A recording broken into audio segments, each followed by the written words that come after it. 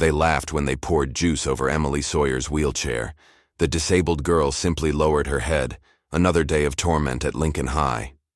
No one helped, except Kayla, the new student with haunted eyes and scars no one could see. While the popular kids ruled through fear, and teachers looked away, Kayla recognized a truth others missed. Emily's quiet dignity reflected her own buried pain. 20 minutes after that humiliation, something shifted at Lincoln High.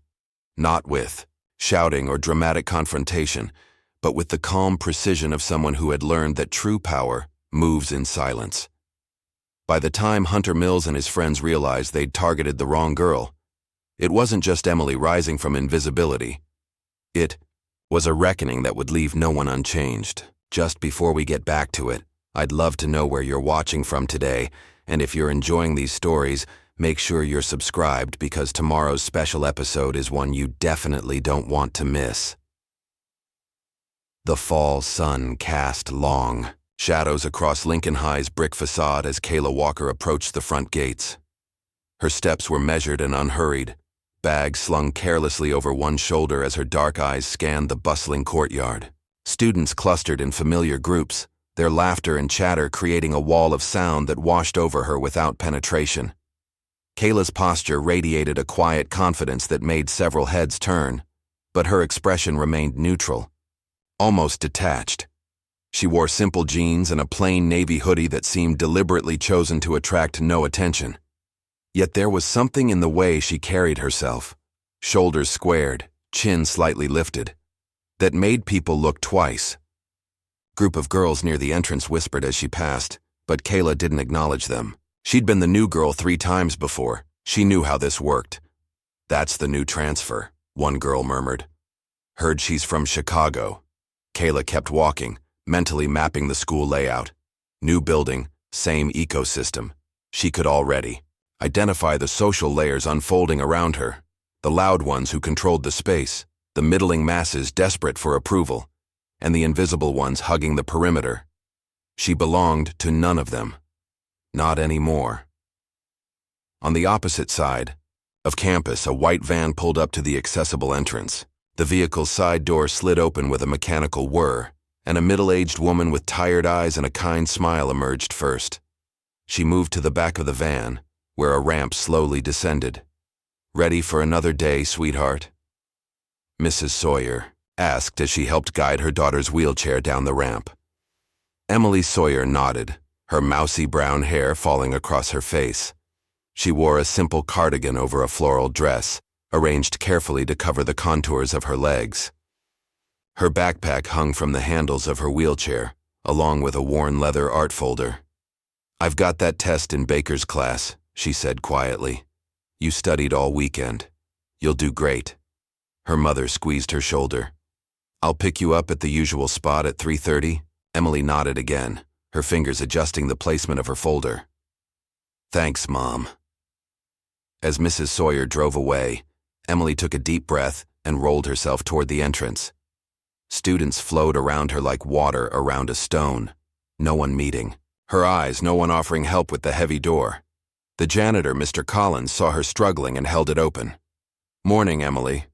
"Morning, Mr. Collins. Thank you." It was their daily exchange, the only reliable greeting Emily received. Inside, the hallways were a current of motion and noise. Emily navigated the edges, well practiced at avoiding backpacks and careless feet. She'd been at Lincoln High for 3 years now. She knew its rhythms, its blind spots, and most importantly, which hallways to avoid. The morning passed in a blur of classes, with Kayla observing everything and speaking only when called upon. Teachers introduced her with varying degrees of enthusiasm, and students quickly lost interest when she offered minimal information about herself. In third period history, she noticed a girl in a wheelchair sitting by the window, head bent over her notebook, practically invisible to everyone around her. By lunch, Kayla had formed a complete assessment of Lincoln High. Same hierarchy, different faces. She carried her tray to an empty table near the edge of the courtyard and ate methodically, watching. The cafeteria doors swung open, and Emily wheeled herself out into the sunlight. She had packed her own lunch as usual, safer than navigating the lunch line. She found her regular spot, a table with a missing bench that accommodated her wheelchair. No one joined her. No one ever did. From his position holding court at the center table, Hunter Mills noticed Emily unpacking her lunch. He nudged his friend Chad Andrews and nodded in her direction. "Watch this," he murmured, a smirk playing across his handsome face. Hunter stood, carrying his tray of half-eaten food and a large cup of red fruit punch. Chad and their friend Logan Peterson followed, laughing at something Hunter whispered. They walked directly toward Emily's table. What happened next seemed to unfold in slow motion. Hunter's foot accidentally caught on a crack in the concrete. He stumbled forward dramatically, arms flailing. The fruit punch sailed through the air in a perfect arc, splashing across Emily's head and shoulders, drenching her hair, face, and cardigan in sticky red liquid. Some of it dripped down onto her art folder, immediately soaking through the leather. "Oh, shit," Hunter exclaimed with exaggerated concern. "My bad, didn't see you there." The courtyard erupted in laughter. Someone whistled. Emily sat frozen, punch dripping from her hair onto her ruined lunch. "Dude, you didn't see the whole-ass wheelchair?" Logan said loudly, generating another wave of laughter. Emily's face burned as she fumbled for napkins, trying to save her sketchbook. Her fingers trembled as red liquid seeped through the pages, bleeding the lines of her drawings together. Around the courtyard, reactions varied. Most students laughed or simply watched. A few looked uncomfortable but said nothing. One girl half rose from her seat but sat back down when her friends didn't move. Two teachers standing near the cafeteria doors glanced over, frowned, and walked away, pretending not to notice. Phones came out, recording the moment. Emily's humiliation was being preserved, shared, expanded. "Here, let me help," Hunter said, grabbing more napkins and making a show of dabbing at Emily's shoulders, making the mess worse while appearing to help. Emily flinched away from his touch. "Please don't," she whispered. "Just trying to help," Hunter said, hands raised in mock surrender. "Not my fault you're always in the way." From her spot at the perimeter, Kayla watched. Her expression remained neutral, but her hands had stopped moving, her sandwich forgotten. Her eyes tracked Hunter as he high-fived his friends, then locked onto his face when he turned in her direction. For a brief moment, their eyes met. Hunter's smile faltered slightly. Something in Kayla's steady gaze made him uncomfortable, though he couldn't say why. He'd never met her before. She was nobody, just the new girl. But Kayla's mind was elsewhere, recognition flickering behind her eyes. She knew his type. She'd seen it before. The memory of another face, another time, hovered at the edge of her consciousness. Hunter turned away first, rejoining his friends with forced laughter. Emily finally managed to gather her things. With punch still dripping from her hair, she wheeled herself toward the nearest bathroom, leaving a faint trail of red droplets on the concrete. The laughter gradually subsided as students returned to their conversations, the entertainment over. Inside the girls' bathroom, Emily locked herself in the accessible stall. She pulled paper towels from her backpack, she always carried extras, and began wiping the sticky liquid from her hair and face. Tears mixed with the punch, creating pale pink tracks down her cheeks. She bit her lip hard to keep from making any sound. The bathroom door opened and closed several times, other girls coming and going. No one asked if she needed help. Emily carefully removed her art folder from her bag. The leather was stained beyond repair, and when she opened it, her heart sank. Her sketches, weeks of work, were ruined. Colors ran together, paper warped and sticky. She leafed through, hoping to salvage something, but each page was worse than the last. With shaking hands, she dropped the entire folder into the bathroom trash. 3 years at Lincoln High had taught her one thing: invisibility was the best defense. Drawing attention only made things worse. By final period, Emily had changed into her gym clothes, the only spare outfit she had. Her hair was pulled back, still slightly damp, but no longer sticky. She kept her eyes down as she rolled into biology class. Kayla was already there, sitting at a lab table alone. She noticed Emily enter, but gave no indication of recognition. Yet her eyes tracked the girl's movements, noting how the other students subtly shifted away, leaving an empty bubble around the wheelchair. After the final bell, Kayla gathered her things slowly, observing how the hallways worked, who moved for whom, which lockers belonged to which social groups. She noticed Emily waiting by the curb, alone in the afternoon sun. Everyone else had clustered in groups or headed to buses and cars. Kayla approached, stopping a respectful distance away. Without a word, she held out a packet of wet wipes. Emily looked up, startled. Her eyes were red-rimmed but dry now. She hesitated, searching Kayla's face for signs of a trick or trap. "They're better than paper towels," Kayla said, her voice low and even. "For sticky stuff." Emily slowly reached out and took the packet. "Thanks." Kayla nodded once, then walked away without another word, leaving Emily staring after her in confusion. That night, Kayla lay on her bed in the small room she'd been given in her uncle's house. The walls were still bare. She hadn't bothered unpacking the few decorations she owned. Why bother? This place was temporary, like all the others. She held her arm up against the dim light, tracing a finger along the thin white scar that ran from her wrist halfway to her elbow. Not deep enough to be dangerous, but enough to be a reminder. In the corner of the room, hanging from her open closet door, a pair of faded boxing gloves swung gently in the breeze from the open window. Kayla closed her eyes, but the images came, anyway. Her brother Andre's face, blood streaming from his nose, eyes wide with shock as the group surrounded him. His voice, calling her name as she screamed for help that never came. The memory fractured, as it always did, into bright shards of pain and regret. She sat up abruptly, breathing hard. 3 years, and it still felt like yesterday. "Not again," she whispered to the empty room. "Not this time." The next morning arrived with overcast skies and the threat of rain. Emily positioned herself at her usual lunch table, this time wearing a plain button-up shirt under a sweater, her hair pulled into a tight ponytail. She had brought only a sandwich today, no art supplies, nothing that couldn't be replaced. Across the courtyard, Hunter and his friends arrived, laughing loudly. Hunter's eyes immediately found Emily, his smile widening as he nudged Chad. "Ready for round 2?" he said, loud enough for nearby tables to hear. Emily didn't look up, but her shoulders tensed, her hands frozen over her lunch. Hunter picked up his water bottle and started walking toward her. But as he passed another table, he jostled someone's elbow, causing a student to spill their drink. It was a minor incident, just enough to distract him. By the time he looked back toward Emily, his moment had passed. Irritated, he returned to his friends. Emily slowly released the breath she'd been holding. She raised her head and looked across the courtyard, somehow knowing exactly where to find Kayla. Their eyes met.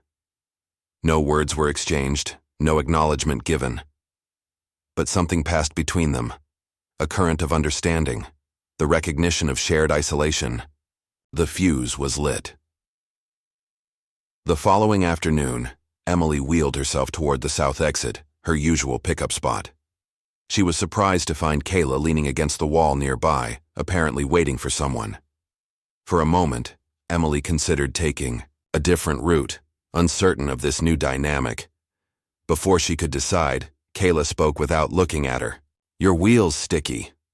Emily glanced down and noticed dried red residue on her right wheel, leaving a faint mark on the floor with each rotation. "It's fine," she said quietly. Kayla pushed off from the wall. "No, it's not. It'll gum up the bearing." She knelt down, examining the wheel more closely. "You got cleaning supplies at home?" Emily nodded hesitantly. "The rim's okay, but check the axle tonight. That punch has sugar in it. Sugar attracts ants." Emily stared at her, taken aback by the practical advice. "How do you know about wheelchairs?" Kayla stood, brushing off her jeans. "I don't. I know about bearings." She paused, then added, "My brother had one for a while. Different model." A car horn honked from the curb. Emily's mother. "That's my ride," Emily said, still confused by the interaction. Kayla stepped back, hands in her pockets. See you around. 3 days later, they found themselves alone in the art room during lunch. Emily had returned, finally, with a new sketchbook. Kayla had wandered in looking for a quiet place to eat. You can stay, Emily offered when Kayla turned. To leave. Nobody comes in here during lunch. Kayla hesitated, then took a seat at a table across from Emily. They ate in silence for several minutes. What are you drawing? Kayla eventually asked. Emily turned her sketchbook around. It was a portrait of a senior girl named Melissa, but not as she appeared in real life. In Emily's drawing, Melissa's smile was fractured, her eyes hollow, her perfect hair wild and unkempt. That's really good, Kayla said, studying the image. Dark. I draw what people don't show, Emily explained, her voice gaining confidence. The stuff underneath. She flipped to another page. A boy from their history class. His face half hidden behind a mask of forced laughter, tears visible only in his eyes. You see a lot from that chair, don't you? Kayla observed. Emily nodded. Nobody really looks at me, so I can look at everyone. She hesitated, then turned to a page near the back of her sketchbook. It showed a figure in a wheelchair, clearly Emily, with her head bowed. Standing behind her was another figure, face obscured in shadow, hands outstretched protectively. I drew this last night, Emily said softly. Kayla said nothing, but her jaw tightened almost imperceptibly. Over the next week, Kayla observed the intricate social ecosystem of Lincoln High. She noticed how certain teachers always seemed to be looking elsewhere when Hunter and his friends approached other students. She saw how freshmen scrambled to clear a path when the football players walked down the hall, how girls laughed at jokes that weren't funny when popular boys made them. Most importantly, she noticed who else was targeted. A freshman boy with a stutter, a girl with severe acne, a boy rumored to be gay. The pattern was familiar, almost predictable. The strong preyed on the vulnerable, and everyone else pretended not to see. It was survival through silence. During history class, Mr. Reeves assigned a project on civil rights movements. While students paired up around them, Kayla and Emily found themselves the last two without partners. Walker, Sawyer, you'll work together, Mr. Reeves said without looking up from his desk. That afternoon, they met in the library. As Emily outlined their project approach, Kayla's mind drifted, catching on a memory that had been haunting her dreams. It was 3 years ago. She and Andre were walking home from school in Chicago, taking their usual route through the park. Andre was 18, college-bound, brilliant. Kayla was 14, gangly and quiet, walking in her brother's shadow. They hadn't seen the group coming. 5 boys from a rival school who thought Andre was someone else. Someone who had apparently disrespected one of them at a party. Hey, Richardson, the leader had called out. Andre turned, confused. That's not me, man. But they weren't listening. They surrounded them quickly, pushing Kayla aside. One grabbed Andre's backpack. Wait, Andre had started to say. The first punch caught him in the stomach, doubling him over. Then came another to his face. Stop! Kayla screamed, throwing herself at one of the boys. That's not Richardson, his name is Walker. Someone shoved her hard. She fell, hitting her head on the pavement. Blood trickled into her eyes as she watched them beat her brother. She screamed for help. People walked by on the street, averting their eyes. No one stopped. No one helped. The time the police arrived, Andre wasn't moving. 3 days later, he was gone. A brain hemorrhage, the doctor said. Kayla had been shipped off to the first of several foster homes, her mother lost to grief and alcohol. Kayla, did you hear me? Emily's voice snapped her back to the present. The library light seemed too bright. Sorry, what? Kayla blinked rapidly. I asked if you wanted to focus on the 60s or something more recent. Kayla rubbed her temples. Whatever, works for you. Emily studied her for a moment. Are you okay? Fine, Kayla said shortly. Just remembering something. That evening, in the garage of her uncle's modest home, Kayla wrapped her hands carefully before hitting the heavy bag suspended. From the ceiling, her uncle Darius watched from the doorway, arms crossed. Your form is sloppy today, he observed. Your mind's elsewhere. Kayla corrected her stance and threw another combination. Just tired. Darius stepped forward, adjusting her elbow slightly. Remember what I taught you, control first, power second, always. He held the bag steady as she hit it again, her knuckles connecting with a satisfying thud. Speed drills, he instructed. 10 sets, then pressure points. For the next hour, he guided her through the familiar routine. Combinations that required precision and restraint rather than brute force. Defense, control, distance management. Kayla moved with the fluid grace of someone who had trained for years. You're distracted, Darius said as they finished. School trouble? Kayla unwrapped her hands. Just the usual. Darius eyed her skeptically. Just remember what we agreed. You don't fight unless you must. And when you do, end it fast. Kayla finished, her voice flat. I know. I didn't take you in so you could get expelled from another school. Kayla met his gaze levelly. I haven't touched anyone. Keep it that way. He tossed her a towel. Dinner's in 10. The following day, Emily was late to art class. When she finally arrived, her eyes were red, her hands shaking slightly as she set up her materials. What happened? Kayla asked quietly. Emily shook her head, unwilling to speak. But when class ended, she lingered until the room emptied. Chad. Broke my special pencils during second period, she finally said. The ones I can grip properly. And Logan started telling people I wear diapers. Her voice cracked. I have normal, it's not. She didn't finish. She didn't need to. Kayla understood exactly what rumor would follow Emily now, how it would spread, how it would stick regardless of truth. I'm sorry, Kayla said, the words feeling completely inadequate. After school, Emily locked herself in the accessible bathroom stall, trying to regain her composure before her mother arrived. She didn't hear the outer door open, but she recognized Kayla's sneakers under the stall door. I'm fine, Emily called out, her voice betraying her.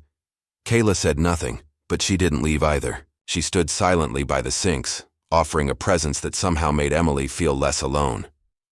When Emily finally emerged, eyes dry but red-rimmed, Kayla handed her a water bottle without comment. The simple gesture of practical kindness nearly broke Emily's composure again. Thanks, she whispered. That night, long after the school had emptied, a shadow moved across the darkened campus.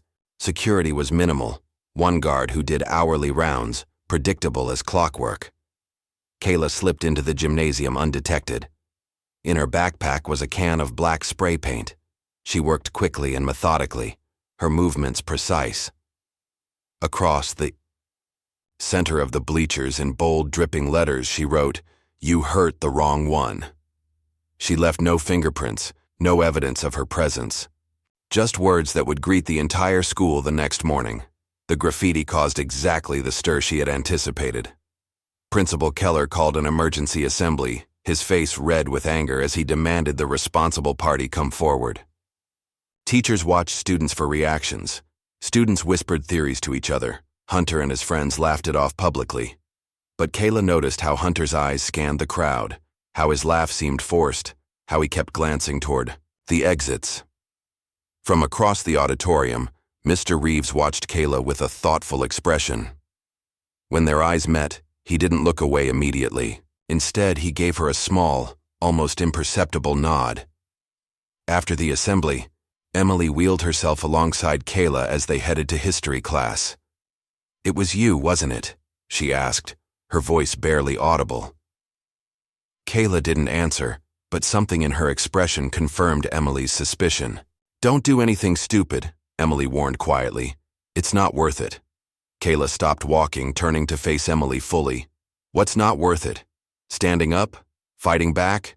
Because from where I'm standing, letting them hurt you over and over seems pretty stupid." Emily flinched at the harsh words. "You don't understand. Hunter's dad is on the school board. Logan's father is the sheriff. They're untouchable." "No one's untouchable," Kayla replied, her voice cold. "Everyone bleeds." That evening, Kayla sat alone in her bedroom, a small wooden box open on her lap. Inside were newspaper clippings about Andre's death, ruled an accident after the boys. Claimed Andre had attacked them first. There was no justice, no closure, only a case closed too quickly and a family shattered. Beneath the clippings was an old MMA ticket stub, a reminder of the first fight Darius had taken her to, and a torn photograph of her old school in Chicago. At the very bottom lay a small silver medallion on a chain, Andre's St. Christopher medal, given to her by the hospital staff after he died. Kayla closed the box carefully and slid it back under her bed. "Some fights," she whispered to the empty. "Fospoid you finish in silence." Monday morning arrived with a biting autumn chill. Students huddled in the hallways, clutching coffee cups and comparing weekend stories. Kayla moved through the crowd like a ghost, observing everything but drawing no attention to herself. She spotted Chad Matthews at his locker, surrounded by his usual entourage. He was recounting, for what must have been the 20th time, how he'd scored the winning touchdown at Friday's game. His audience provided dutiful laughter at all the right moments. Kayla waited until the warning bell scattered the group. As Chad shouldered his backpack, she approached from his blind spot and leaned casually against the locker next to his. "You're Chad, right?" He turned, surprised, then smiled when he saw her. His eyes moved appreciatively over her face and body. "Yeah, you're the new girl." He leaned in slightly. "Kayla, isn't it?" She nodded, her expression pleasant but unreadable. "I saw you break Emily's pencils last week." The smile froze on his face. "What?" "Her special pencils, the ones with the grip." Kayla's voice remained conversational, almost friendly. "Must have taken some effort. They're designed not to break easily." Chad glanced around, but the hallway had emptied. When he looked back at Kayla, his expression had hardened. "Look, I don't know what you think you saw. I also saw that graffiti in the gym," Kayla continued as if he hadn't spoken. "Pretty scary, right? Someone's obviously pissed off." Chad snorted, regaining his confidence. "That was nothing, just some loser trying to scare people." "Yeah, probably." Kayla straightened up. "But here's some friendly advice. If I were you, I'd be careful. Lincoln might seem like your kingdom, but kingdoms fall." She took a small step closer, her voice dropping. "Do it again, break anything of hers, and you'll lose more than a scholarship." Chad's laugh was forced. "Is that a threat?" "No." Kayla smiled, a cold curving of lips that didn't reach her eyes. "Just physics. Every action has an equal and opposite reaction." She patted his shoulder lightly. "See you in history." She walked away, leaving Chad staring after her, unsettled, but trying not to show it. The following morning, the janitor found Chad locked in the gym supply closet. He was discovered at 6:30 a.m., dehydrated and shaken, with a bruised shoulder from repeatedly ramming the door. His phone was missing, and clutched in his hand was a single note written in red ink. "Round 1. Let's dance." When questioned by Principal Keller, Chad claimed he'd been working out late and must have accidentally locked himself in. No one believed him, but no one challenged the story either. His friends ribbed him mercilessly for getting trapped, but beneath the teasing ran an undercurrent of unease. Throughout the day, whispers spread across campus. First the graffiti, now this. Something was happening at Lincoln High, something that didn't follow the usual rules.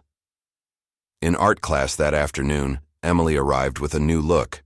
She'd replaced her usual muted clothing with a bright blue sweater. Small silver hoops adorned her ears, and the tips of her brown hair were dyed a soft pink. When Mrs. Brennan commented on the change, Emily smiled, a real smile that transformed her face. "I felt like trying something different," she said. Kayla, working quietly at her own easel, gave no indication she'd noticed the change, but later, as they left class together, she said simply, "Blue's a good color on you." Emily's smile widened. "Thanks. I've had that sweater forever but never wore it." She hesitated, then added, "I'm entering the fall art contest." Kayla raised an eyebrow. "Yeah?" "Yeah." Emily's voice grew stronger. "My therapist says art is how I speak. Maybe it's time people heard me." The next day, A new student joined Hunter's lunch table, Lacey Williams, head cheerleader and daughter of a local business owner. Her blonde hair was always perfectly styled, her makeup flawless, her smile dazzling. She'd been dating a college freshman until recently, but rumors of their breakup had circulated for weeks. When Hunter draped his arm around her shoulders, the social hierarchy of Lincoln High officially shifted. The king had a queen now. At first, Lacey seemed to fit perfectly into Hunter's world. She laughed at his jokes, cheered the loudest at his games, and posted constant photos of them together online. But by the second week, observant students noticed small changes. Lacey's smile sometimes faltered when Hunter mocked other students. She grew quiet when his jokes turned cruel. Once, she walked away entirely when Logan tripped a freshman. One evening, while looking through photos on Hunter's phone, Lacey found a deleted video. Her curiosity piqued. She recovered it using an app and watched in horrified silence as Emily Sawyer was drenched in fruit punch, the camera zooming in on her tearful face as laughter echoed in the background. Hunter's voice narrated the event, with mocking commentary. Lacey deleted the video again and said nothing, but the next day at school she sought out Emily between classes. "Hey," she said awkwardly. "I like your hair. The pink is cute." Emily stared at her in confusion. "Thanks. Lacey glanced around nervously. "If you ever need anything, let me know, okay?" Before Emily could respond, Lacey hurried away, leaving Emily bewildered by the strange interaction. After school, Kayla found herself alone in Mr. Reeves's classroom. She'd been summoned by a note left on her desk. "See me after final bell." When she entered, he was grading papers, his reading glasses perched on the end of his nose.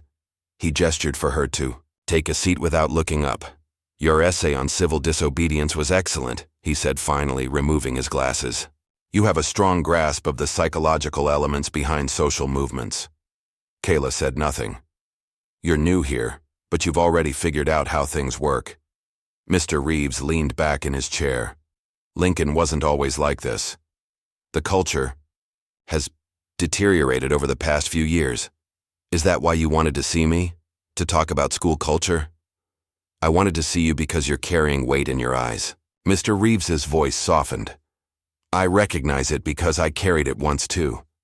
The burden of seeing injustice and feeling powerless to stop it." Kayla tensed. "I should go. My uncle's waiting." "Just a moment." Mr. Reeves held up a hand. "I'm not accusing you of anything. I'm offering help if you need it. I don't." "All right." He nodded. "But my door is open. And Kayla, whatever you're doing, be careful. Some systems don't break easily. They break you first." That night, Kayla followed Logan Peterson to a diner 2 miles from school. She sat in a corner booth, baseball cap pulled low, nursing a soda as she observed Logan and his friends from the basketball team. They were loud, ordering multiple rounds of fries and milkshakes, flirting with the waitresses. As the evening wore on and the diner emptied, their voices grew louder, their laughter more raucous. "You should have seen her face," Logan was saying, gesturing with a fry. "When Chad called her diaper girl in chemistry, I thought she was going to cry right there." "She's such a freak," another boy agreed. "Always drawing people like some kind of creep." "Maybe she's got a crush on you, Logan," a third boy suggested, causing explosive laughter. "Hell no," Logan retorted. "I'd rather die than touch the wheelchair freak." The conversation continued in this vein for another 20 minutes. Kayla remained still, her phone resting on the table, recording every word. When the boys finally paid their bill and left, she waited 5 minutes before following.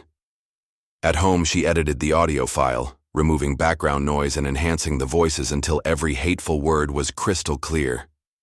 Then she created an anonymous email account and sent the recording to Principal Keller with the subject line, "Evidence of Harassment at Lincoln High."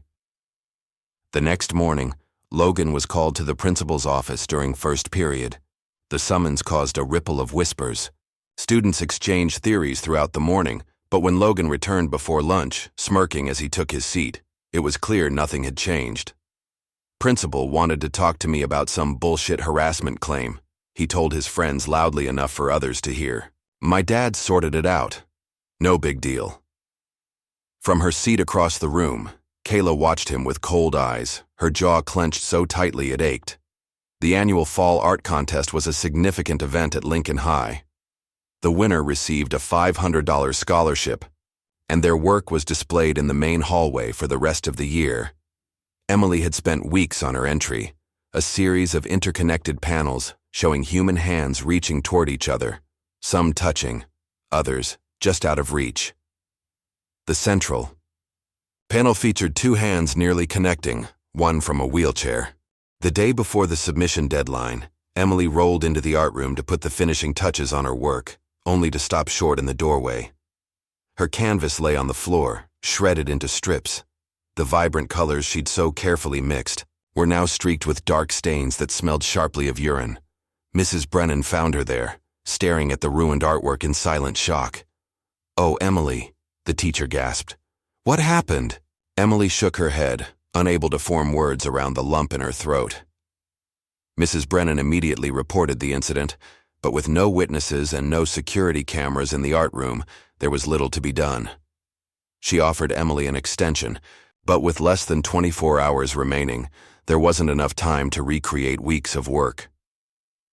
Kayla found Emily in the bathroom an hour later, tears streaming down her face as she tried to salvage scraps of her painting. "They went too far," Emily whispered, her voice breaking. "I wasn't hurting anyone. I just wanted to create something beautiful." Kayla surveyed the damage in silence, her expression betraying nothing of the rage building inside her. Without a word, she turned and walked out, leaving Emily surrounded by the ruins of her art. That night, while the custodial staff cleaned the halls of Lincoln High, Kayla moved with silent purpose through the emptied building. She wore latex gloves and a dark hoodie pulled over her hair. In her backpack was an intricate device constructed from household items, a simple mechanism designed to create maximum impact. Logan's locker was easy to find, number 117, plastered with basketball team stickers. Kayla worked quickly, installing her creation inside, then slipped back out the way she'd come, undetected by the single security camera that swept the main hallway at predictable intervals. The next morning, Logan arrived at school early for basketball practice. When he opened his locker, a small balloon filled with red dye burst, splattering his Letterman jacket and several nearby students. As he stumbled back in shock, a cascade of paper fluttered to the floor, printouts of text messages and group chat conversations in which he'd mocked Emily and other students. Key phrases were highlighted in yellow: wheelchair freak, diaper girl, and worse. Taped to the inside of the locker door was a handwritten note. "Still laughing?" Logan's face drained of color as students gathered around, reading the fallen messages. Some looked disgusted. Others pulled out phones to take pictures. By third period, the entire school knew what had happened. The whispers followed Logan everywhere, and for the first time he was the one avoiding eye contact in the hallways. That evening, Kayla trained harder than usual in her uncle's garage, attacking the heavy bag with controlled fury. Sweat-soaked, her tank top as she executed combination after combination, her breathing steady, her focus absolute. Darius watched from the doorway, concern etched in his features. "You're pushing too hard," he said finally. "Your body needs rest." Kayla continued, punching, not breaking rhythm. "I'm fine." "No, you're not." Darius stepped into her line of sight. "You've got that look again. The one you had after Andre died. That cold fire." Kayla stopped, breathing hard. "I'm handling it." "Are you?" "Because your school called today. They're noticing changes in your behavior. Less sleep, more aggression." "I said I'm handling it," Kayla snapped. Darius sighed heavily. "This isn't Chicago, Kayla. Whatever's happening, whatever you're planning, remember why I brought you here. You're supposed to teach fear, not become it." Kayla unwrapped her hands slowly, not meeting his eyes. "Some people only understand fear. And what happens after they're afraid of you? What does that solve? You wouldn't understand." "Try me." Darius placed a hand on her shoulder. I lost Andre too, remember? He was my nephew. My blood. For a moment, Kayla seemed about to speak, to share the burden she carried. Then her expression closed again. I need a shower, she said quietly, moving past him toward the door. Darius watched her go, his eyes sad.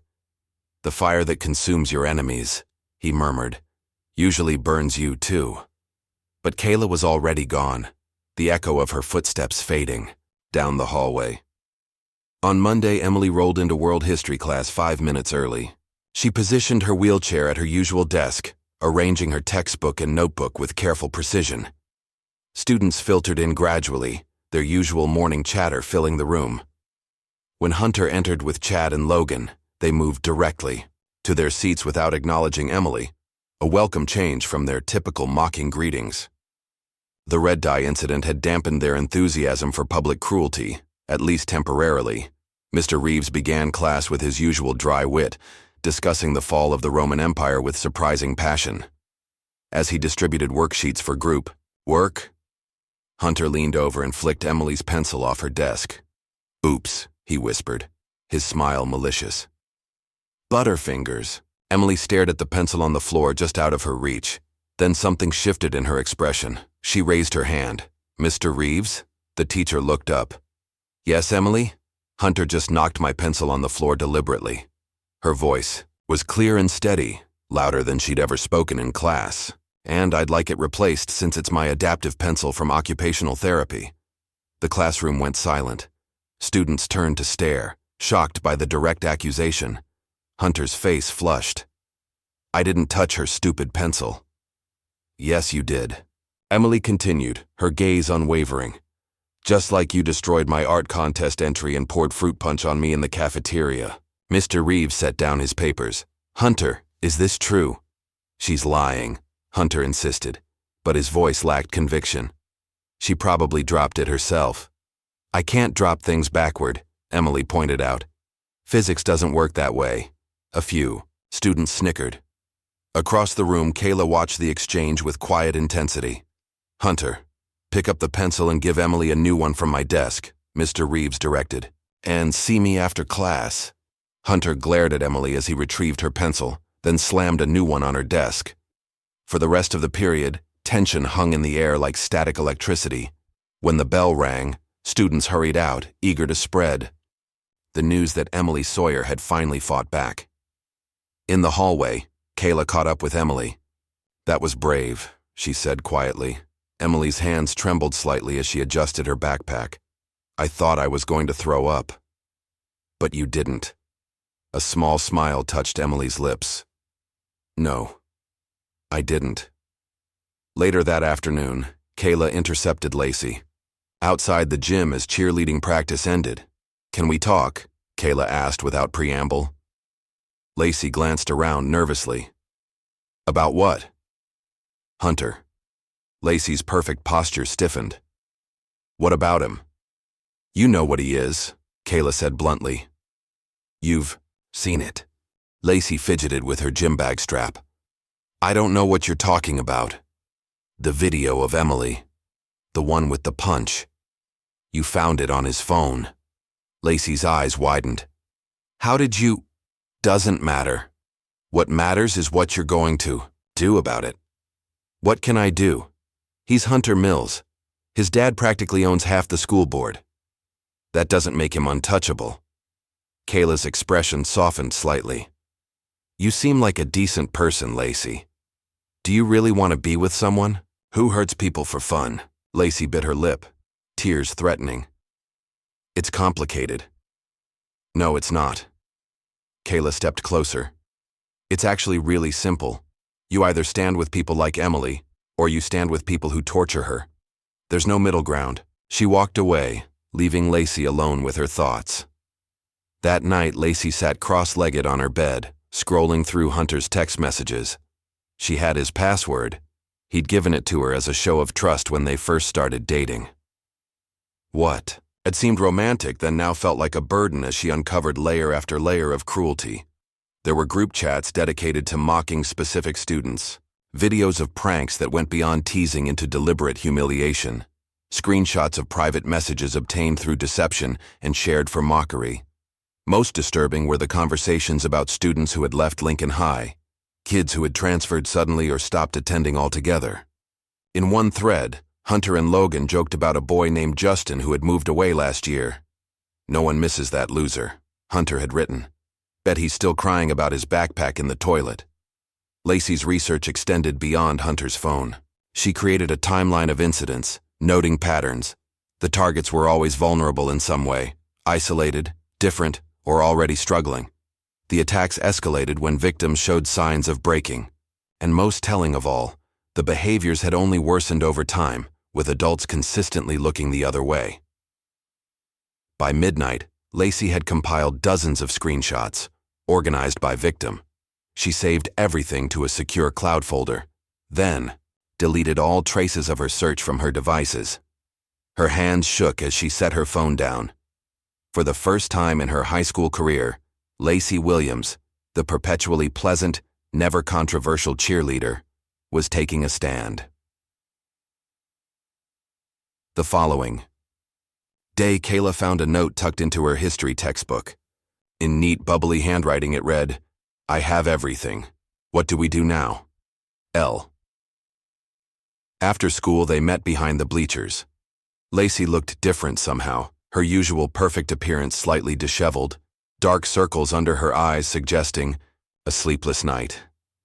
"There's more than I thought," she said without greeting. "It's not just Emily. It's been going on for years." Kayla nodded. "I figured as much. There was a boy 2 years ago, Justin Alvarez. He transferred to another district suddenly. According to these texts, Hunter and his friends bullied him mercilessly, stole his clothes during gym, destroyed his assignments, filled his backpack with toilet water. Was that all?" Lacey hesitated. "No, there's something else, something worse." She unlocked her phone and showed Kayla a particular conversation. His sister confirmed it last night. Justin tried to kill himself after he left Lincoln. He's okay now, but he was hospitalized for weeks. Kayla's expression hardened as she read the messages. "Did you keep copies of everything?" "Yes. Multiple backups." "Good." Kayla handed the phone back. "Excellent work, Lacey." Lacey seemed surprised by the praise. "What do we do with it?" "First, we need to understand how deep this goes. The boys are protected because the adults let them be protected. We need to know who's covering up what." Later that week, Mr. Reeves requested a meeting with Principal Keller. He brought with him a folder containing evidence Lacey had anonymously shared. Screenshots, dates, victim names. "This is a serious pattern of harassment," Reeves argued, spreading the papers across Keller's desk. "Multiple students over multiple years." Principal Keller, a balding man with perpetually loosened ties, barely glanced at the documents. "These are just text messages between teenagers. Kids talk trash. It doesn't mean anything." "One of these kids attempted suicide, Jim." Keller waved a dismissive hand. "That happened after he left our school. We have no evidence it was related to anything that occurred here." "Are you serious right now? We have screenshots of Hunter Mills literally telling his friends they drove Justin to leave." "Screenshots can be manipulated, and even if they are legitimate, this is normal teenage boy behavior." Keller leaned back in his chair. "Boys will be boys, Tom. They're just letting off steam." Reeves stared at him in disbelief. "What about Emily Sawyer? The art vandalism? The physical harassment? Is that just letting off steam too?" "No one saw who damaged that art project." Keller's tone grew sharper. "And frankly, I'm starting to wonder why you're so invested in this. You seem to have a particular interest in targeting our star athletes." "I have a particular interest in protecting vulnerable students," Reeves shot back. "Well, unless you have concrete proof of who damaged that art project, there's nothing I can do." Keller gathered the papers and handed them back. "Now if you'll... Excuse me, I have a budget meeting to prepare for." As Reeves left the office, he pulled out his phone and made a call. "Janet, it's Tom Reeves from Lincoln High. Remember that conversation we had about systemic issues in schools? I think I have a story for you." That weekend, Kayla traced the tire tracks of Hunter's distinctive Mustang to Baker's Point, a popular parking spot overlooking the town. As expected, the car was there, windows foggy with condensation. Hunter and Lacey were clearly visible inside, locked in an embrace. Kayla waited until they separated, then approached silently.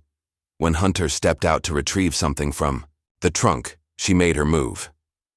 She slid a folded note under the windshield wiper, then melted back into the shadows. Minutes later, Hunter returned to the driver's seat, noticing the paper as he settled in. "What's that?" Lacey asked, feigning ignorance. Hunter unfolded the note, his expression changing as he read the words written in bold red ink. "I'm coming. Bring your friends. Bring your lies. Let's end this at the bonfire." "What the hell?" he muttered, looking around frantically.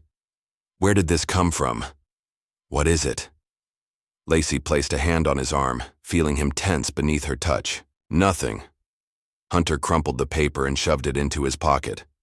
"Let's get out of here." As they drove away, Lacey noticed his knuckles were white on the steering wheel, his usual confident smirk replaced by a tight-lipped grimace. For the first time since she'd known him, Hunter Mills looked afraid. The annual fall bonfire was Lincoln High's biggest social event. Held at the edge of the football field, it drew nearly the entire student body with promises of music, food, and the ritualistic burning of an effigy of their rival school's mascot. It was traditionally where social hierarchies were cemented, couples became official, and memorable moments were created. This year, anticipation buzzed through the school with an added edge of tension. Rumors of confrontations, mysterious notes, and a possible showdown had transformed the usual excitement into something electric and unpredictable. In Emily's home, a different kind of tension reigned. She stood before her mirror, staring at her reflection with uncertainty. Lacey had helped her select a bright red dress with flowing sleeves and a neckline that showed off her collarbones. Her brown hair, normally pulled back in a practical ponytail, now fell in soft curls around her face. Subtle makeup enhanced her features, making her eyes look larger, her cheekbones more defined. "You look beautiful," her mother said from the doorway, her expression a mixture of pride and concern. "But are you sure about this? You've never wanted to go to the bonfire before." Emily smoothed the fabric over her lap. "I'm sure, Mom. I need to be there tonight." "Because of that new friend of yours?" "Kayla?" Emily met her mother's eyes in the mirror. "Because of me. Because if she's going to fight for me, I need to show I'm not hiding anymore." Her mother crossed the room and placed her hands on Emily's shoulders. "Just promise me you'll call if anything happens, anything at all. I promise." Emily reached up and squeezed her mother's hand. "But I think tonight is going to change everything." Across town, Kayla prepared differently. No flashy outfit, no makeup. Instead, she methodically checked her phone, ensuring the group chat screenshots were accessible with a single tap. She tested the small wireless speakers she'd acquired, confirming they could be controlled remotely through her phone's Bluetooth. Finally, she slipped on a plain black hoodie, nondescript, practical, allowing freedom of movement.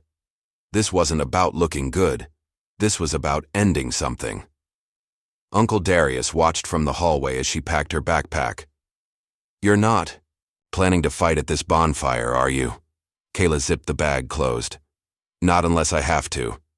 "That's not a no." "No, it's not." She looked up at him, her expression resolute. "Some things need to be finished, Uncle D. Some wrongs need to be made right." Darius sighed heavily. "Just remember what I taught you. Fighting should always be the last resort, not the first option." "I remember." Kayla shouldered her backpack. "But tonight I'm hoping the truth will do the fighting for me." As darkness fell across Lincoln, the fire began to rise. The stage was set. The players were ready. And the reckoning that had been building for weeks was finally at hand. The annual Lincoln High bonfire transformed the football field into a patchwork of shadows and golden light. Flames leaped 15 feet into the air, sending sparks spiraling toward the star-filled sky. Music thumped from speakers positioned around the perimeter, while tables laden with snacks and drinks attracted crowds of hungry teenagers. Students clustered in their usual social groupings, athletes near the front, showing off for underclassmen, band kids keeping rhythm with the music, honor students discussing college applications with forced casualness. The ritual was as familiar as the changing seasons, yet something felt different tonight. An undercurrent of tension rippled through the crowd as students glanced repeatedly toward the parking lot, waiting for certain arrivals. Hunter, Chad, and Logan stood near the drinks table, their usual boisterous energy notably subdued. Hunter's eyes continually scanned the crowd, his jaw tight. Chad kept checking his phone, while Logan nursed a cup of punch without his typical swagger. "Relax," Chad muttered. "It's probably just someone messing with us." "Yeah? Like someone messed with you in the supply closet?" Hunter snapped. "Like someone rigged Logan's locker to explode?" "We don't know it's the same person," Logan argued, but his voice lacked conviction. Hunter tossed his empty cup into the fire. "It has to be that new girl, Kayla." "She's got no proof of anything," Chad insisted. "And even if she did, who'd believe? Her over us?" Hunter didn't look convinced. "Where's Lacey? She should have been here by now." As if on cue, a ripple of whispers spread through the crowd near the field entrance. Students stepped aside, creating a path for a vision in red that moved steadily toward the bonfire's glow.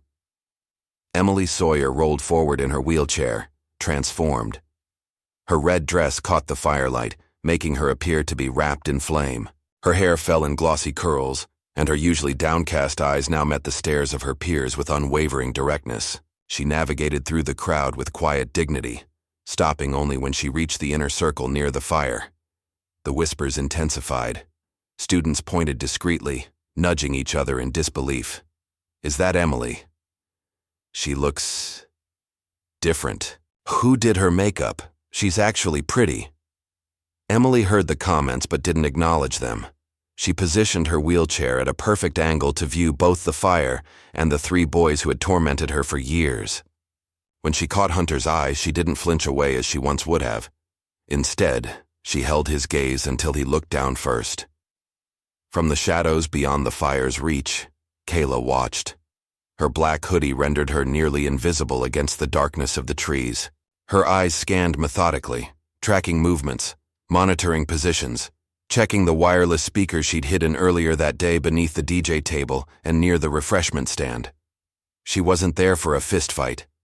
She was there for justice, delivered with surgical precision. The bonfire reached its peak as Lacey arrived, not at Hunter's side as expected, but alone. She moved through the crowd with purpose, her cheerleader's smile replaced by grim determination. She wore a simple blue dress, her blonde hair pulled back in a no-nonsense ponytail. Without acknowledging Hunter's attempts to catch her attention, Lacey walked directly to the small stage where the DJ had set up. She whispered something to him, and he reluctantly handed over the microphone. The music faded. Conversation stuttered to a halt as Lacey tapped the mic, creating a sharp feedback that cut through the night air. "Hey everyone," she began, her voice steady despite the tremor in her hands. "Before we burn the West Side Warrior, I wanted to thank our amazing football team for their dedication this season." Relief visibly washed over Hunter's face. This was normal, expected. Lacey playing her role as supportive girlfriend. "Especially," Lacey continued, pulling her phone from her pocket, "I want to highlight the leadership of our captain, Hunter Mills."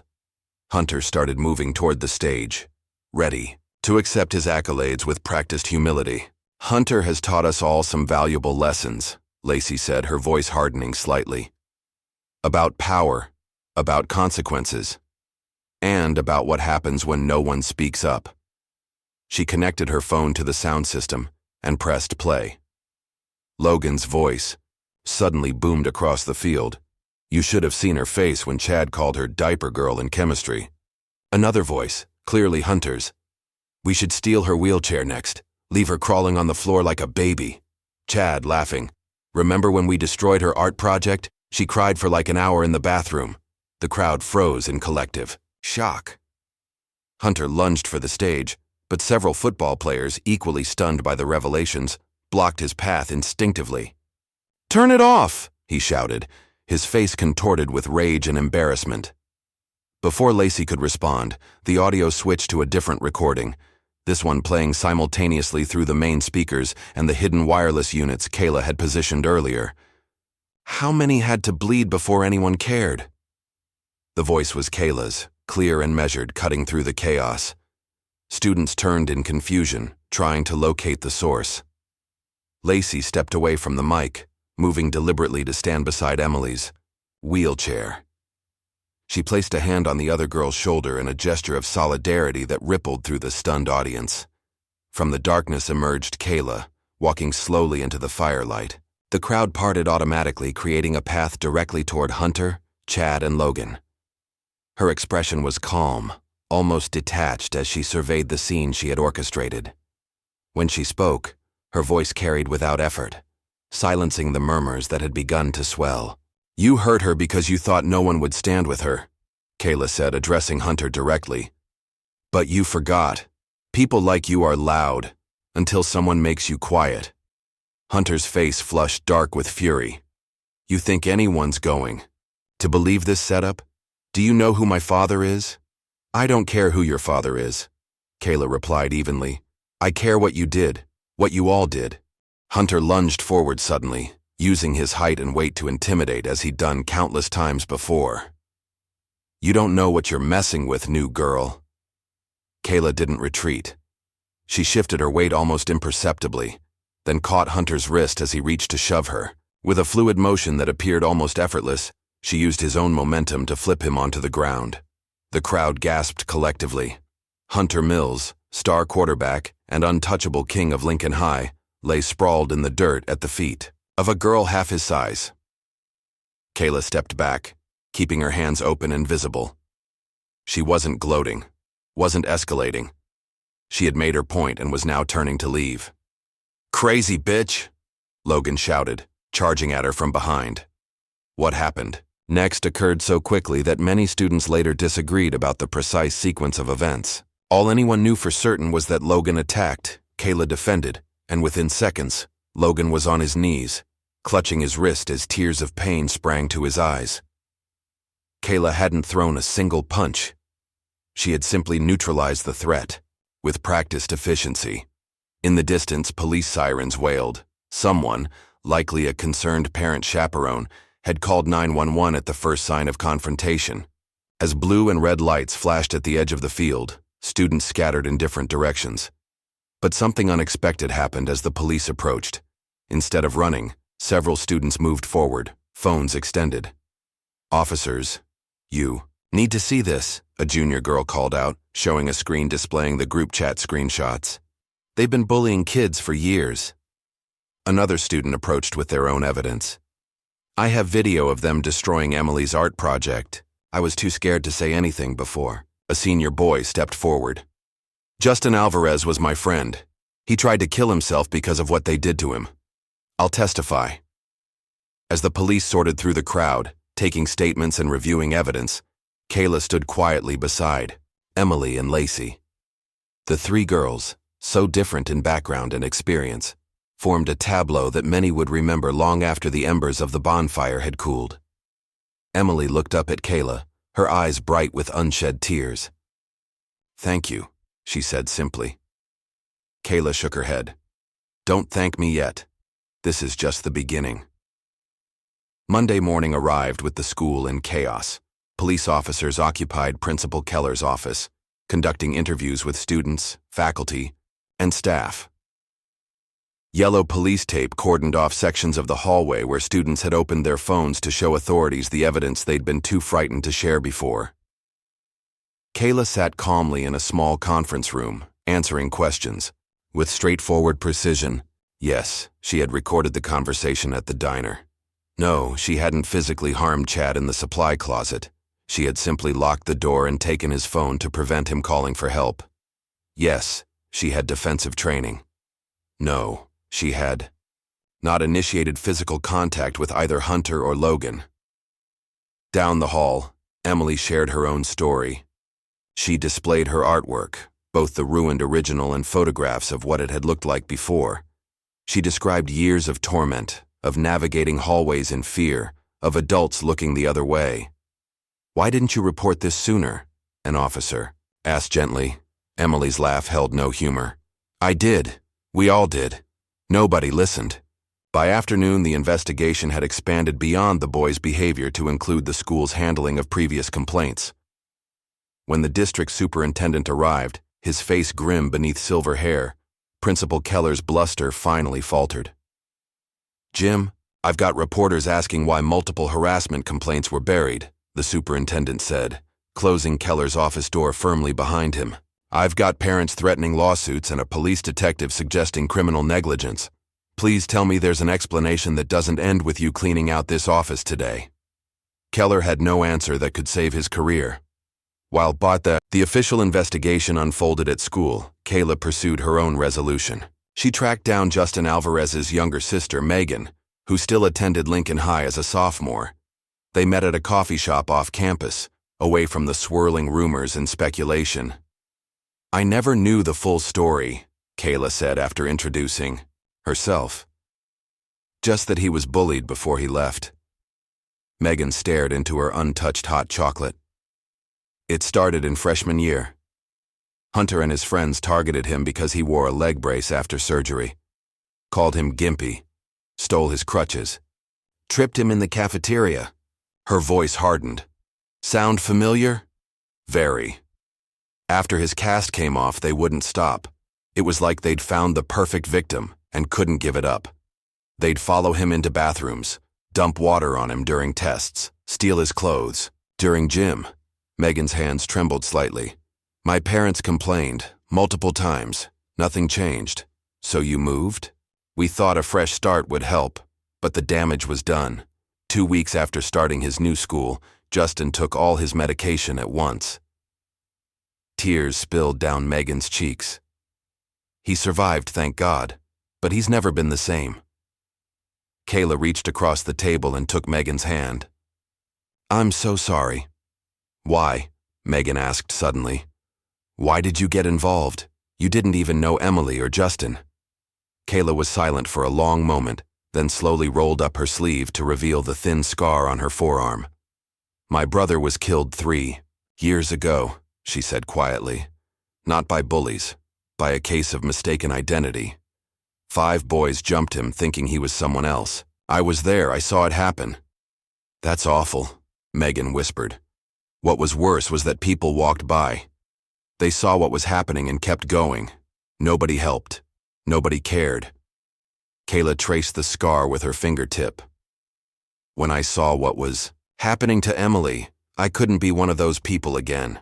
I couldn't just walk by." They cried together then, sharing the grief of siblings damaged by others' cruelty. The next day, the school newspaper published a special edition. The headline read, "Pattern of Abuse Uncovered at Lincoln High." Beneath it was a student journalist's deep dive into Kayla's background, her brother's death in Chicago, her time in foster care, and most dramatically, footage from underground MMA fights she had participated in a year earlier. The revelation split the student body. Some saw Kayla as a dangerous vigilante who had brought violence into their school. Others viewed her as a necessary force of justice in a system that had repeatedly failed its most vulnerable members. The hallways buzzed with debate until Uncle Darius arrived, requesting an opportunity to address the school. In the crowded gymnasium, he stood tall and dignified, his voice carrying to every corner without a microphone. "My niece came to me broken after watching her brother die," he began, silencing the whispers immediately. "She was angry, hurt, and lost. She blamed herself for not being able to save him." Darius scanned the assembled faces, his expression solemn. "I taught her to fight not so she could hurt others, but so she would never feel that helpless again. I taught her control, discipline, respect. She didn't come to your school looking for trouble. She found it and refused to look away, like too many of you have been doing for years." From her seat in the front row, Kayla watched her uncle defend her with a lump in her throat. She had expected him to be angry, disappointed. Instead, he stood as her champion, bearing witness to her pain and her purpose. "She didn't fight to hurt," Darius concluded. "She fought because nobody else would." The day after Darius's speech, a photograph appeared on social media. It showed Emily in her red dress from the bonfire, flanked by Lacey and Kayla. The three girls stared directly into the camera, their expressions resolute and unapologetic. The caption read simply, "Stand with them." The image spread rapidly beyond Lincoln High, catching the attention of disability rights advocates who reached out to Emily about featuring her story and artwork in an upcoming accessibility exhibition. Suddenly, the quiet girl who had been invisible for years was being seen and heard on a national platform. Hunter's father, Richard Mills, attempted damage control through his usual channels. He called in favors, threatened to withhold donations, reminded people of his influence. But when a regional journalist questioned him about previous incidents he had helped cover up, including paying for Justin Alvarez's family to relocate rather than addressing his son's behavior, Richard Mills went uncharacteristically silent. Despite growing public support, the school district felt compelled to enforce its zero-tolerance policy on physical altercations. Kayla received a 2-week suspension for her involvement in the bonfire incident, though the administration privately acknowledged that her actions had likely prevented further harm. Students protested the decision by wearing black hoodies with "Stand with Kayla" written across the back.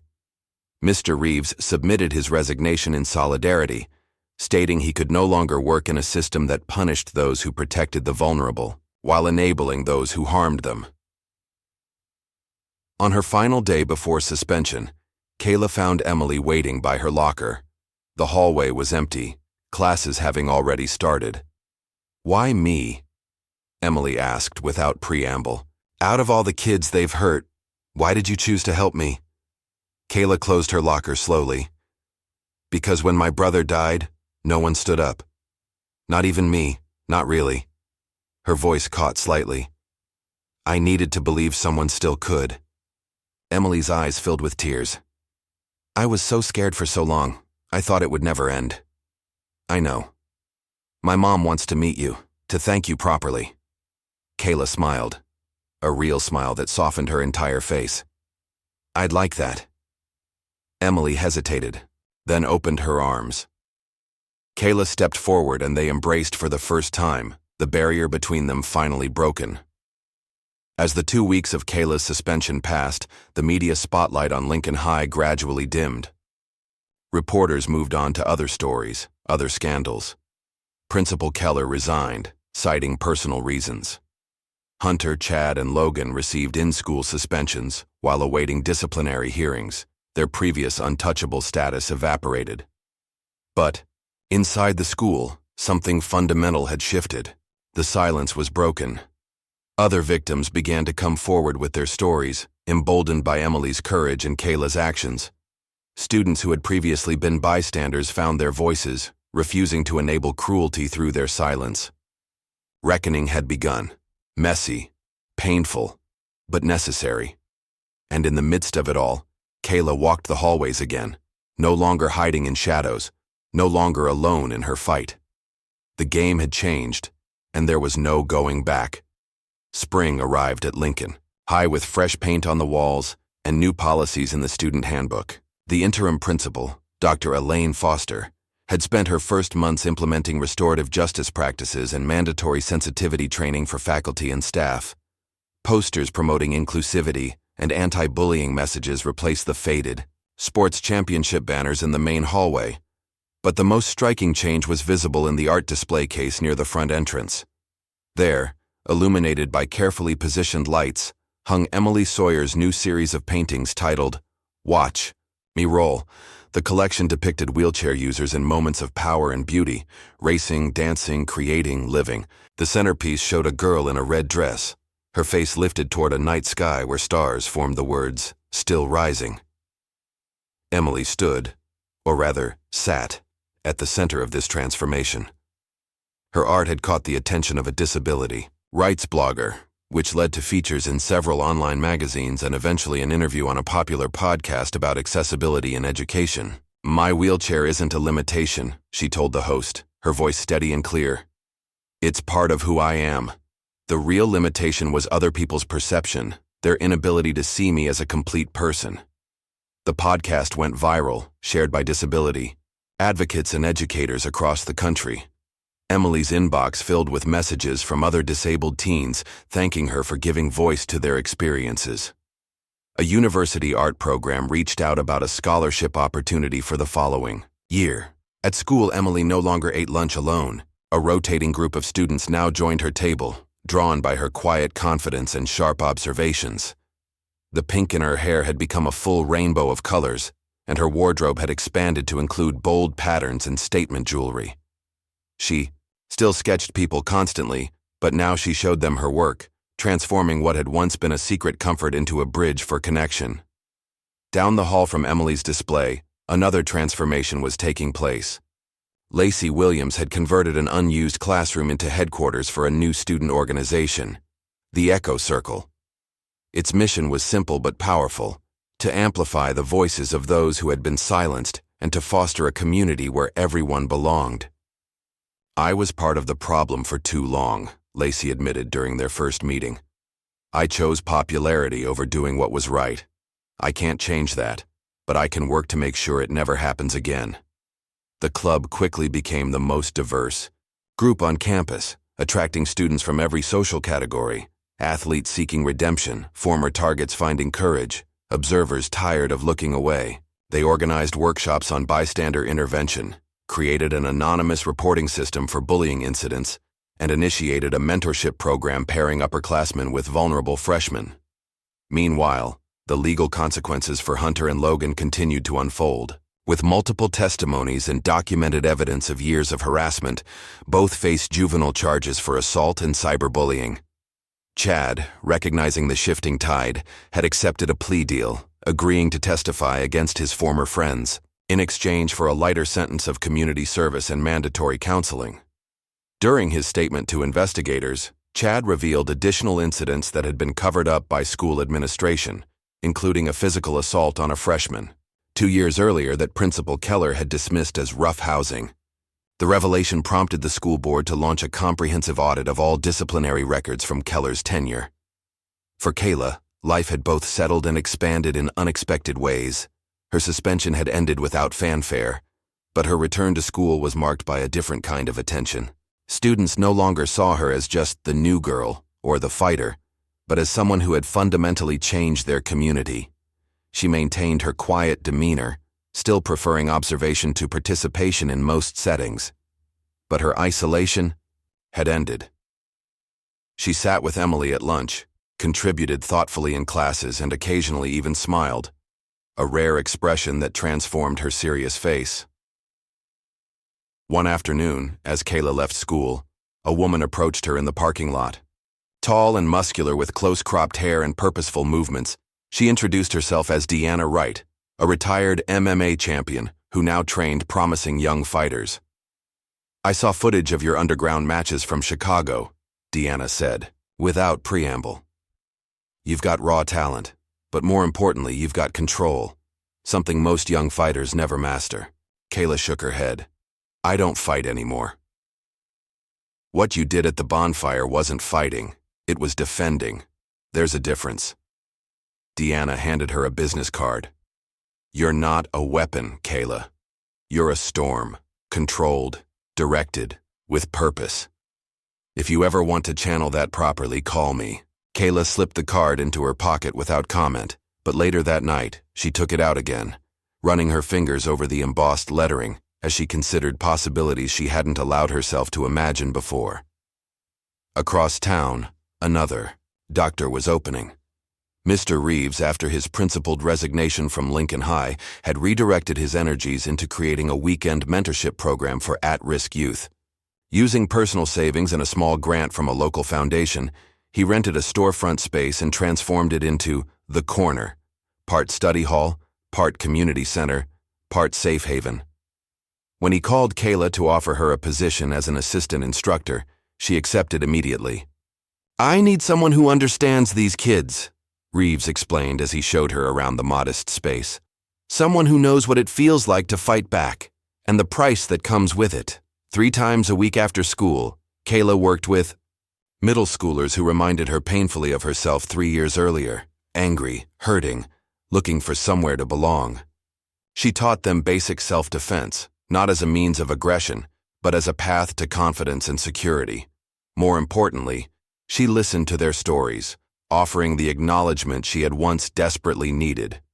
"You don't have to fight with your fists," she told them. "Sometimes the bravest fight is using your voice when everyone else is silent."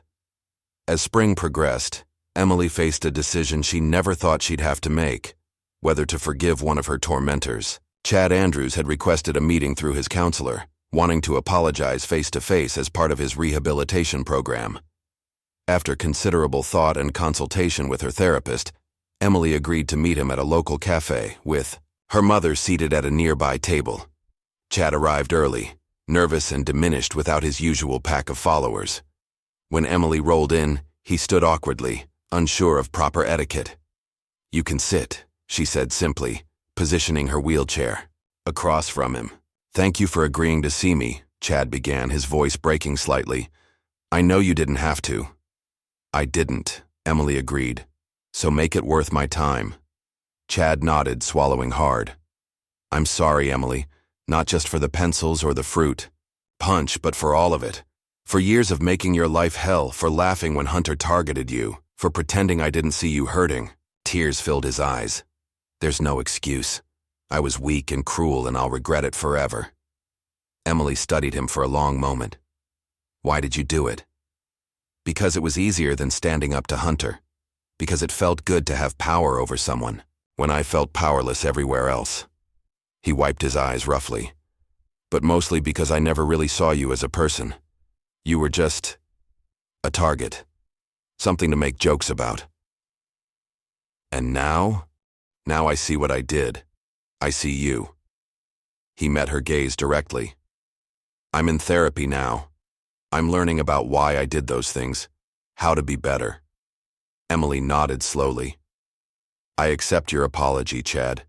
I even forgive you, because holding on to anger would only hurt me more." Her expression hardened slightly. "But know this: if you ever hurt someone again, if you ever stand by while someone else does, I won't be kind next time."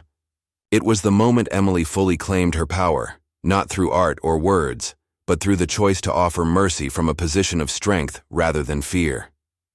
That evening, as Kayla trained with Uncle Darius in their garage, she noticed him watching her with an unusual intensity. "What?" she asked between combinations. Darius lowered the pads he'd been holding. "I'm proud of you, kid." The simple statement caught her off guard. "For what?" "For finding a better way to fight." He sat heavily on a nearby bench. "When Andre died, I thought I'd lost you both. You were so angry, so broken. I taught you to box because I needed to give you something to hold on to. I was afraid of what would happen if I didn't." Kayla stripped off her gloves, uncertain how to respond to this sudden vulnerability from her usually stoic uncle. "I'm sorry I couldn't protect you better after it happened," Darius continued, his voice rough with emotion. "Sorry I couldn't keep you out of those foster homes. Sorry I couldn't find you sooner." "Uncle D, let me finish." He took a deep breath. "What you did at that school, standing up for that girl, facing those boys, it was brave. But what you're doing now, helping those kids at Reeves's place, that's the real fight. That's what Andre would have wanted for you." For the first time since her brother's death, Kayla allowed herself to cry freely in front of someone else. Darius pulled her into a tight hug, his own tears falling silently as years of shared grief finally found release. As the school year drew to a close, Lincoln High held its annual Spring Awards ceremony. The auditorium buzzed with excitement as students and parents filled the seats. On stage, a row of chairs awaited the recipients of various academic and extracurricular honors. Dr. Foster presented Emily with the Artistic Achievement Award for her Watch Me Roll series, which had brought national attention to the school. The audience erupted in genuine applause as Emily accepted the plaque, briefly sharing how art had become her voice when words failed. Lacey received recognition for student leadership, her work with the Echo Circle having transformed the social climate of Lincoln High. She dedicated her award to those who found the courage to speak and those who finally listened. As the ceremony continued, Kayla sat quietly in the back row. She expected nothing. Her contributions had been too controversial, too complex for formal acknowledgement. She was there only to support her friends. But after the official awards concluded, a group of students approached the stage. Their leader, a sophomore named Marcus, who had once been targeted by Hunter's crew, carried a small wooden plaque. "We have one more presentation," he announced, his voice echoing through the suddenly quiet auditorium. "This isn't an official school award. It's from us, the students." Dr. Foster, surprised but intrigued, stepped aside. "Kayla Walker," Marcus called. "Would you come up here, please?" Stunned, Kayla hesitated before making her way to the stage. The plaque Marcus handed her was handcrafted, carved with the simple words, "To the storm who protected the quiet." "You showed us that standing up isn't always loud," Marcus said. "Loud, enough for everyone to hear. Sometimes it's just refusing to look away when others suffer. Thank you for seeing us." Kayla, never comfortable with attention, managed a brief nod of acknowledgement before returning to her seat, the unexpected token of appreciation clutched tightly in her hands. The following week, construction crews arrived at Lincoln High to install a brand new wheelchair ramp at the main entrance, a project Emily had requested in her freshman year, but had been repeatedly denied due to budget constraints. The funding came from a community accessibility grant, started with seed money donated anonymously in Kayla's name. On the last day of school, Emily presented Kayla with a gift, a leather-bound sketchbook filled with drawings she had created. Throughout the year, each page captured Kayla in various moments, focused in class, laughing with Emily, teaching at the corner, sitting alone beneath a tree. "You've been drawing me all this time?" Kayla asked, turning the pages with care. "I draw what matters," Emily replied simply. At the back of the sketchbook, Emily had written a final message. "You didn't just stand. You made the rest of us rise." Summer arrived with golden mornings and lingering twilights. For the first time since moving to town, Kayla walked through the halls of Lincoln High on the final day of school with her head high, a genuine smile playing at the corners of her mouth. Students called greetings as she passed, not with the wary respect they'd shown after the bonfire incident, but with the easy familiarity of shared experience. A freshman girl shyly asked Kayla to sign her yearbook. A senior boy thanked her for helping his sister at the corner. Small moments of connection that would have seemed impossible months earlier. In the courtyard, Kayla spotted Emily surrounded by a group of friends, her wheelchair decorated with colorful streamers for the last day celebration. Emily's laugh carried across the space, uninhibited, joyful, free in a way Kayla had never heard before. This, she thought, was what winning actually looked like. The school year concluded with an assembly where Emily delivered a speech that would later be shared thousands of times online. Courage isn't about standing up. Sometimes it's about letting someone help you rise. As she spoke, her eyes found Kayla in the audience, acknowledging the journey they had taken together from isolation to community.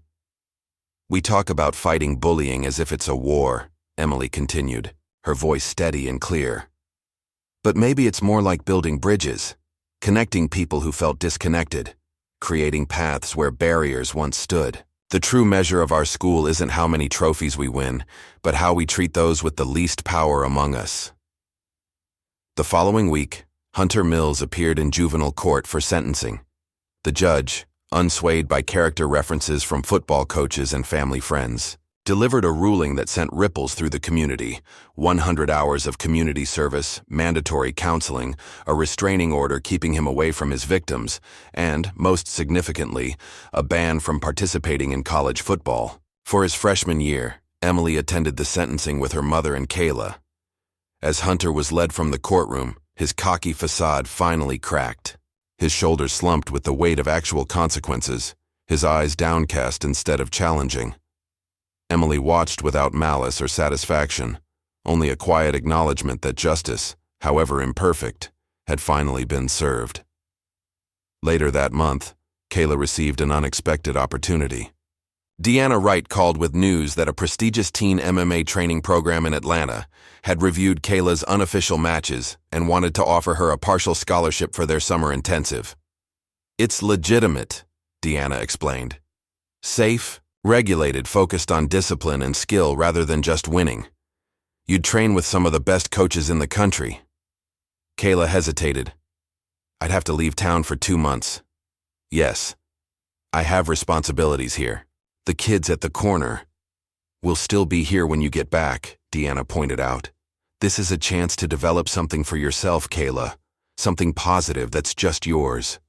Still uncertain, Kayla sought Emily's advice. They met at their favorite cafe, where Emily had become something of a local celebrity.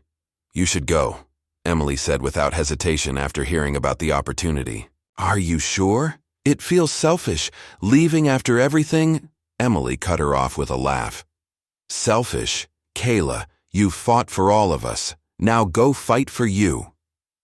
Meanwhile, Lincoln High's cheer squad was undergoing its own transformation under Lacey's continued leadership. The team had historically been known for its rigid hierarchies and exclusive membership, but the new application process emphasized character and commitment over popularity. Their first fundraiser of the summer supported a local organization providing adaptive sports equipment for disabled children.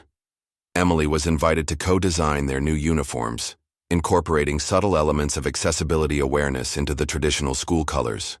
It's not about erasing the past, Lacey explained to a local reporter covering the cheerleaders' community service. It's about acknowledging it and choosing to build something better. On her last day before leaving for Atlanta, Kayla walked across the empty school campus, allowing herself a moment of reflection. She paused beneath the oak tree near the football field where she had once sat alone, watching and waiting. Now children from the neighborhood played around its trunk, laughing and arguing and making up games, unconcerned about social hierarchies or invisible boundaries. She placed her hand against the rough bark, feeling the solid permanence of the tree against her palm. Something had changed here, not just in the rules or the leadership, but in the very atmosphere of the place. A shift from fear to possibility. Later that afternoon, Kayla visited her brother's grave for the first time since leaving Chicago. Uncle Darius had driven her 3 hours to the small cemetery, waiting respectfully in the car to give her privacy. She knelt beside the simple headstone, clearing away leaves and placing fresh flowers in the metal vase. From her pocket, she removed 3 items: her Lincoln High student ID, a small sketch Emily had drawn of Kayla and Andre together, created from photographs and Kayla's descriptions, and the wooden plaque from the students. I did it, Dre, she whispered, tracing his name with her fingertips. I fought back, not like I planned. Better. She smiled through tears. You'd have liked Emily. She sees people the way you did. The setting sun cast long shadows across the cemetery as Kayla said goodbye, walking back to the car with lighter steps than when she had arrived. The summer unfolded in a series of new beginnings. Emily traveled alone to her first college art interview, navigating public transportation and unfamiliar buildings with newfound confidence. The admissions officer was visibly impressed not just by her portfolio, but by her poise and self-advocacy. Lacey's leadership workshop for middle school, girls filled to capacity within days of being announced.